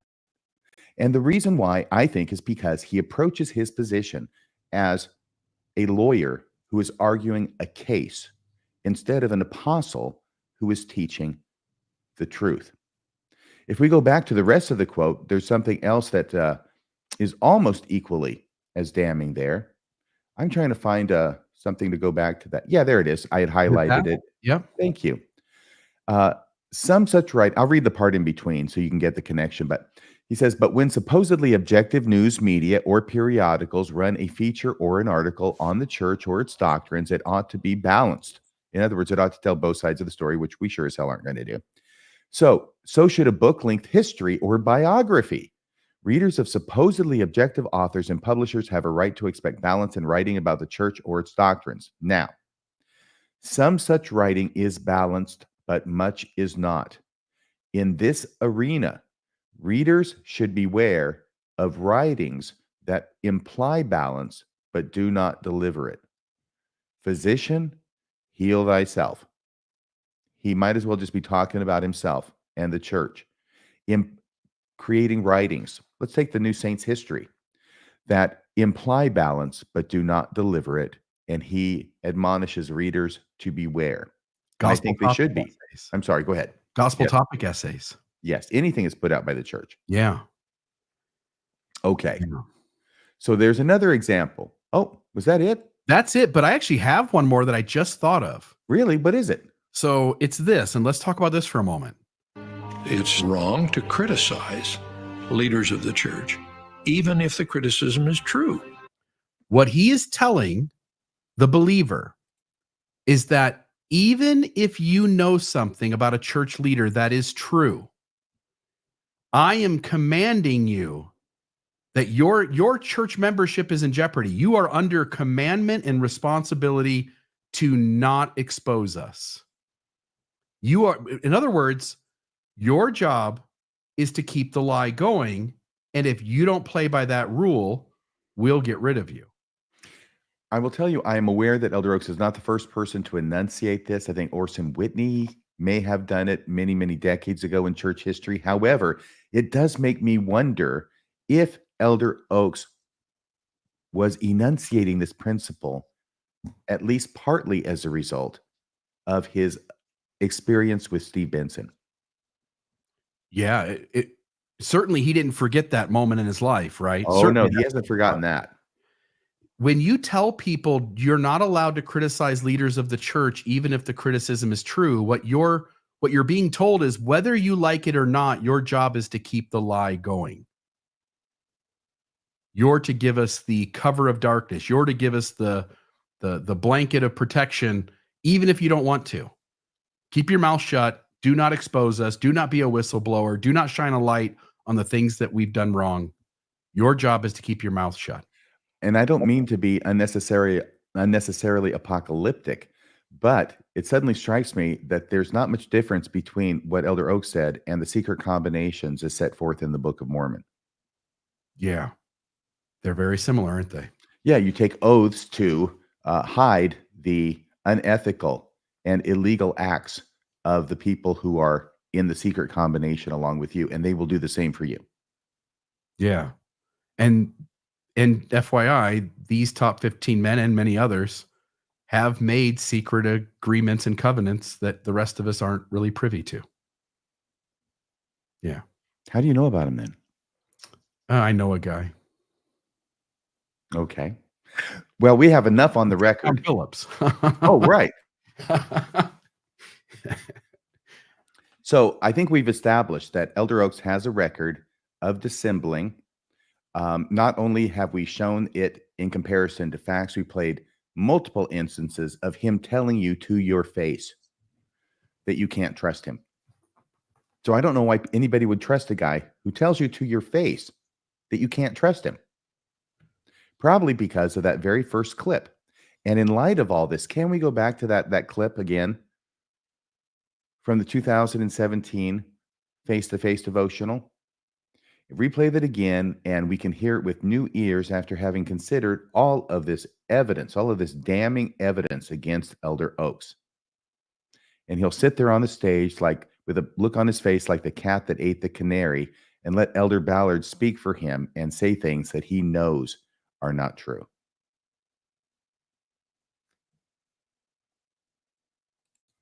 But But it's this idea that the church is hiding something, which we would have to say as apostles who have covered the world and know the history of the church and know the integrity of the First Presidency and the Quorum of the 12 from the beginning of time.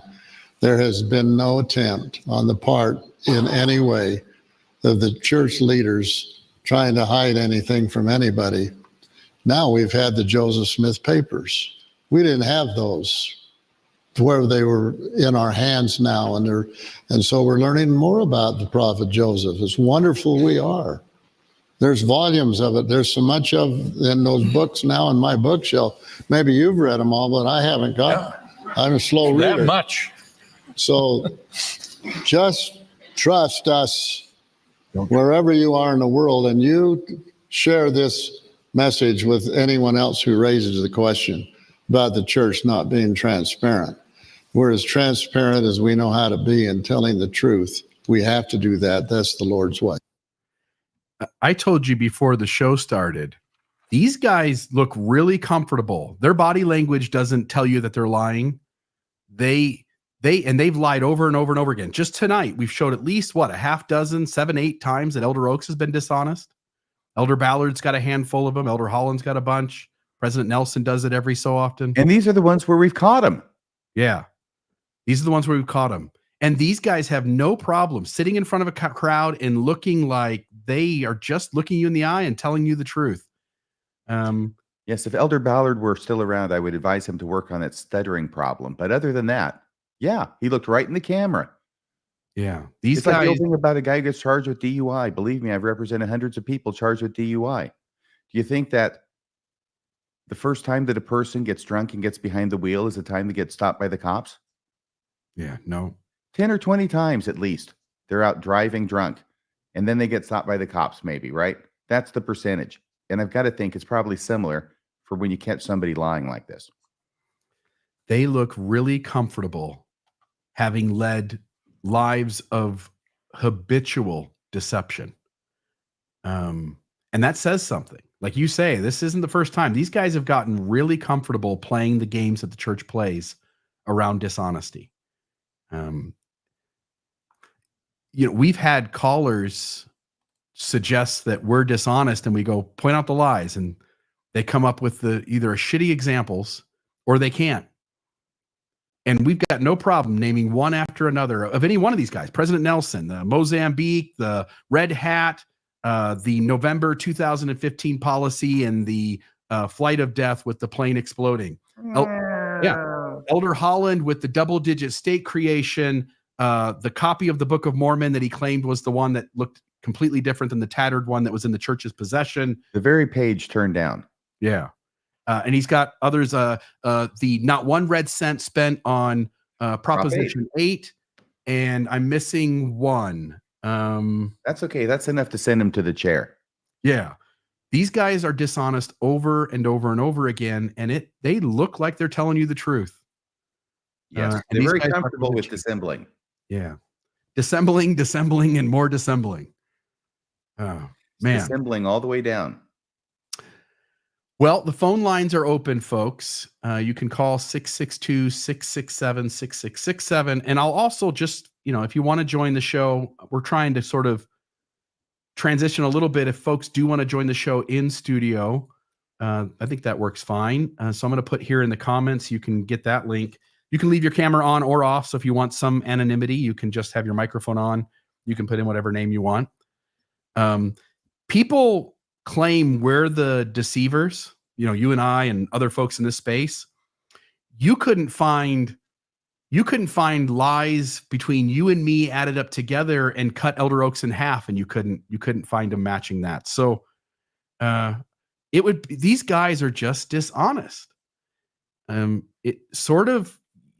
You have to get to a point. I think people defend it from the inside. I think you have to get to a point where you won't tolerate it anymore. These guys, if they're lying about these things, what else are they lying about? I think that dishonesty may be Elder Oak's gift of the Spirit. Yeah. Yeah, I didn't remember reading that one in the scriptures, but he must have a few that aren't named.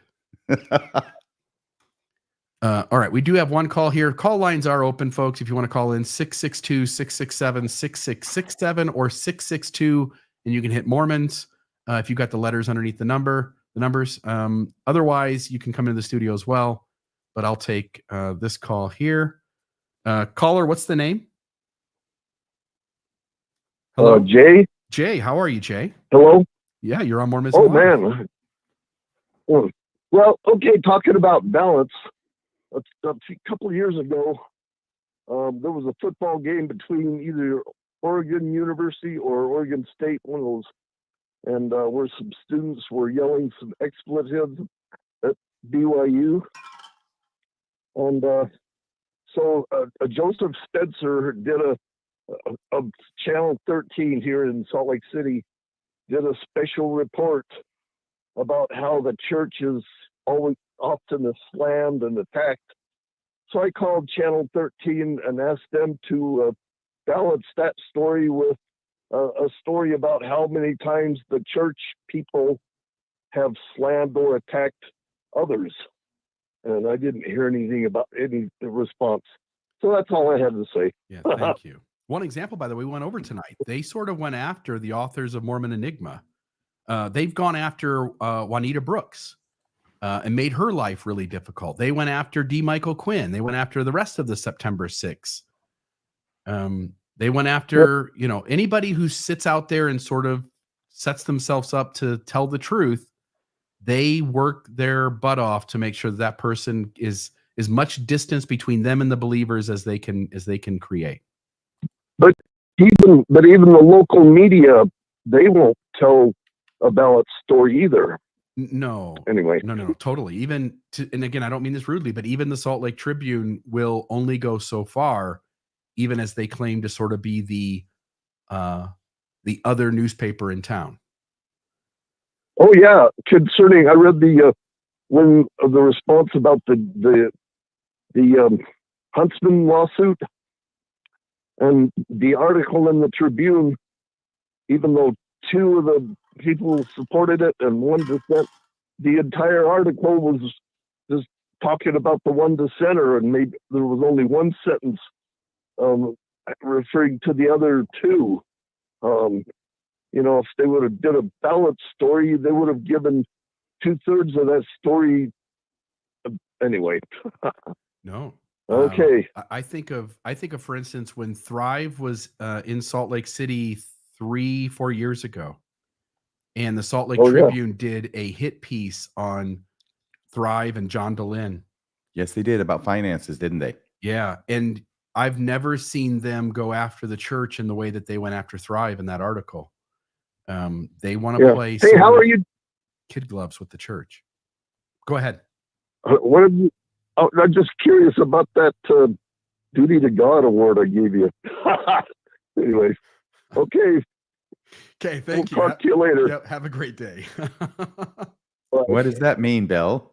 A duty? Yeah. How's that spelled? D-O-O-T-Y? No. So somebody in the church got their hands on a Duty to God award and had me getting the award. So I was listed on the certificate as having achieved the duty to God. It was just a inside joke. They had given it to me like a gift and essentially had access to the document template and gave it to me. So that just helped me know who I was talking to. That's all. Oh, okay. By the way, I do want to say this, okay? I'm sorry, and I really apologize. I did not get the second author's name on the book Mormon Enigma, Emma Hale Smith. It's Linda King Newell and Valine Tippett Avery. Those are the two authors. I wanted to make sure I got that out there correctly. Perfect. All right, let's I've got Ted on the line. Ted's a regular. Ted, how are you doing tonight? I'm good. How are you guys? Excellent. Hey, Ted. Yeah. So I can't believe more people didn't call in, but I just wanted to say again, liars, cheaters, and exaggerators. Yeah. Prophecyers and revelators, liars, cheaters, and exaggerators. All in favor? Yep. Yeah. So I've been trying to get my friends to tune in, and they're like, "What? What do I care about Mormonism?" And I said, I said, I think it's one of the most dangerous organizations that are out there. And I won't get into this now, but yeah, on this is probably more for Mormonism After Dark, because I want to get on that on Friday. But yeah, and do my backdrop, and yeah, but liars, cheaters, exaggerators, and it's a very dangerous organization, especially the way that they hide what they're doing. You know, like I don't know if there's a God, or I don't know if there is a God, there isn't a God. I don't really care, but I do believe in organizations that are designed to help the needy, and this is not one of them. So anyway, that's all I had to say, gentlemen. Thank you, Ted. Thank you. That's true. I think it's designed to create more needy people. Yeah. And we do have, I usually try to shut it off for 2 calls, but there's 2 more calls that have come in. So if you're okay, sure. we'll take 4. Simona, is that the name? Simona? Yes. Simona, yes. welcome to Mormonism My Live. comment. Yes, thank you. Yeah, my comment is that really the way the leaders of the church behave is an evidence that this is a cult, because they require obedience and they require no questioning of their behavior, and so they can lie. And if any member wants to question, they immediately use the fear of apostasy. Say, "Oh, you're going to apostatize," because I hear that, and it's interesting how they have worked that expression or word in the culture of the church. And you even talk to any other member of the church about, saying about what they do, or what maybe you don't like what they're doing, immediately say, "Oh, you better don't say anything against an apostle or the prophet, because you're going to apostatize." And so it's really disgusting how they have managed to have this control over the members of the church. The other thing is that, yeah, they choose and pick what part of the history they want to tell people. And that really upset me, because I joined the church in 1981. And when I was taught about Joseph Smith, and was never told that he practiced polygamy. So if I would have known that at the time, I would not have joined the church, especially knowing that he even married or was still to a younger 15 years old. I mean, that for me would have been just like not something that I would have agreed with that. It doesn't matter what they would have explained to me at the time, using that maybe in those times older men marry a young woman, but in the case of Joseph Smith, he supposedly was portrayed as a devout husband who only loved his first wife. So, yeah, all the lies and deceptions, I mean, they're open now thanks to the internet, and we're able to research and find out about it.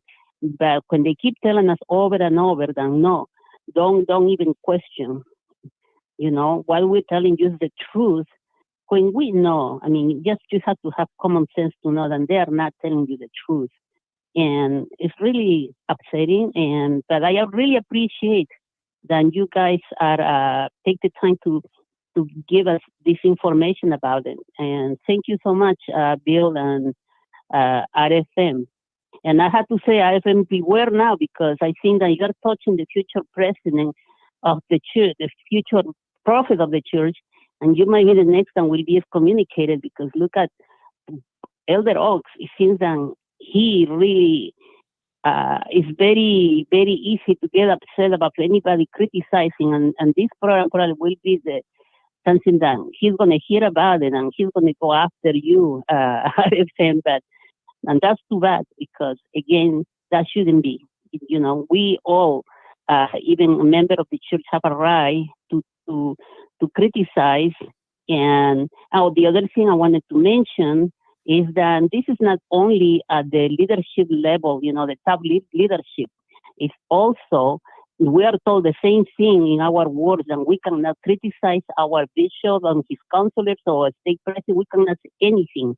If we don't agree with them with anything, We just need to just be humble and say nothing.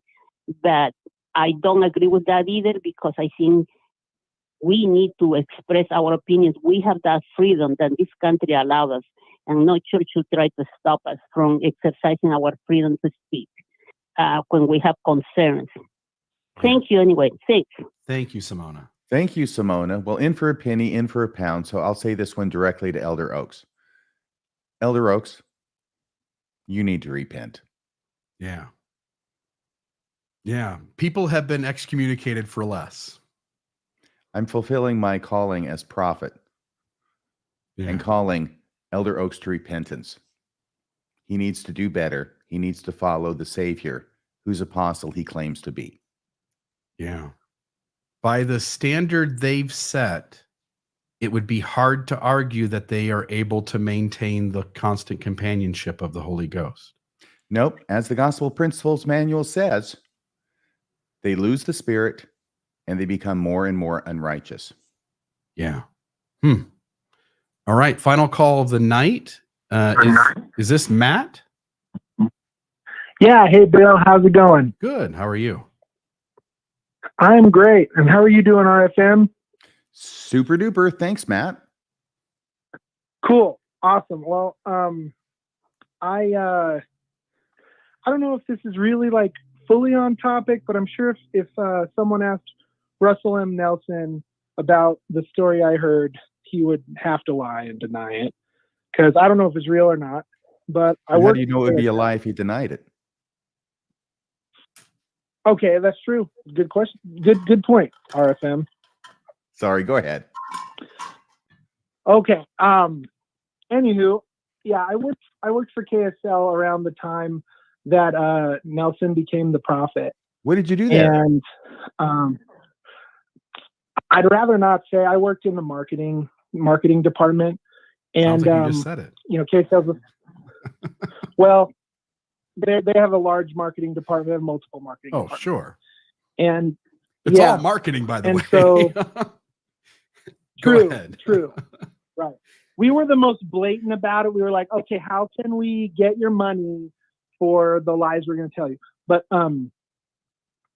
anyway, the interview for that, by the way, was insane. It was like a PPI with the CEO of the company, and he literally asked me, when do you lie, in an interview, like as an interview question. Crazy. Anyway, I worked with a man who he lived up in the avenues, and when the announcement of Nelson was made prophet occurred, he's like, we were out together on a meeting, and he told me that he actually saw him one time in the operating theater at I think the University of Utah, and his surge tech that was helping him, his glasses fell into an open rib cage, and he said Nelson told the man that he took a shit in that guy's chest and chastised the guy pretty bad. And he said he witnessed it in an operating theater. I would hope so. He probably just wanted to get a better look. Maybe, yeah. But his glasses fell off, and the thing, I don't know. I was still a TBM back then, but the thing that made it crazy for me was like, I never would have believed that a prophet of God would have spoken like that to anybody. Like, I thought he was like just the nicest little old man. Or that's how he's portrayed. That's how the PR department is portraying him. But I've heard lots of stories from different sources indicating, I mean, it's a high pressure job, for crying out loud. I know that being a heart surgeon really is just being a glorified plumber, but still it's a high pressure job. I'm just glad that nobody in that operating theater was eating junior mints. Good one. Well, thank you, caller. Thank you. Have a great day. Thank you very much. I'm always hesitant when a story doesn't have any strong evidence for it. I know, and I don't blame him. I would have said much worse. Jesus, you're operating on the guy's chest is open, and you look down, your glasses fall into his open cavity of the chest. Yeah. And just go, that's not okay. No. There's not enough antiseptic in the room to take care of that. No, and I'm sure that's what he's talking about, right? Yeah. If that happened, and it sounds like it's possible. Yeah. Maybe he said you just took a dump. Maybe he didn't actually say the shit. It's more real than the story of the guy who threw the medical instrument and it stuck into President Nelson. Yeah. And the gangrene. Yeah. Yeah. So anyway, well, that's all of our calls for the night, RFM. I can only imagine what President Nelson told that guy. Yeah. Sorry, that's the call-in studio ending its session. So very good. Thank you for identifying that for our audience. No problem. Okay, so are we done here? That's it. We're going to be going live on Friday for Mormonism After Dark. What? Well, there is one. There is one thing. I wanted to announce sort of the super chats. Just because we didn't cover haven't looked at anything. Yeah, so Mosiah, $9.99, earmarked for Oaks Disciplinary Council refreshments. That's nice. Thank you. Thank you. That's right. Elder Oaks, you need to be going through a disciplinary council, my man. And at least now there will be some goodies afterward. Absolutely. Thedius J. Whoopi, $9.99. Well done, gentlemen. Well done. Absolutely wonderful synopsis. What a sad and failing church based on lies and arrogance. This is just Dave. one of them. Cool live from Diamond Dave. Diamond Dave. Thank you. To the show. Captain Hook, $2 to a sleazy, slimy globalist corp Borg. You will be assimilated. Captain Hook, from a new church of craftsmen to a skeezy slimy, $2. Another Captain Hook, Bill Reel and RFM, flex, the arm flex.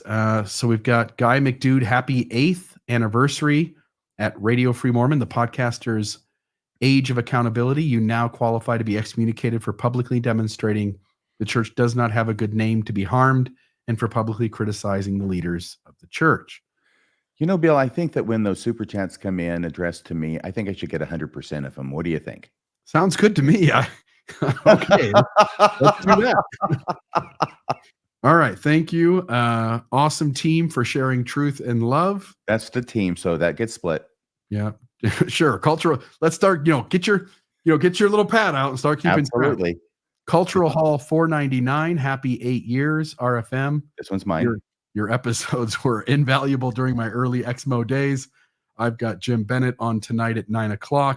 Oh, a little. Okay. So $5 for a promo. Is that what it's nice. about, Cultural Hall? Has it come to this?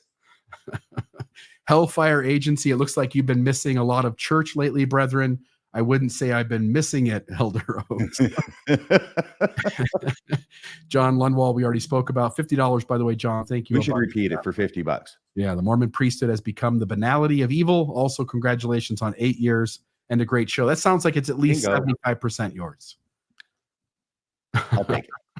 Okay, sounds great. All right, you were saying, I want to make sure we mention Mormonism After Dark, but whatever else you were going to say, please go ahead. I think that's what I was going to say. Friday at 8:00 Mountain Time, we will be going live with Mormonism After Dark.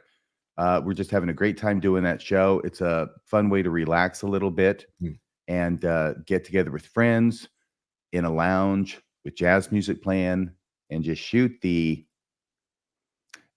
glasses in the chest cavity. There you go.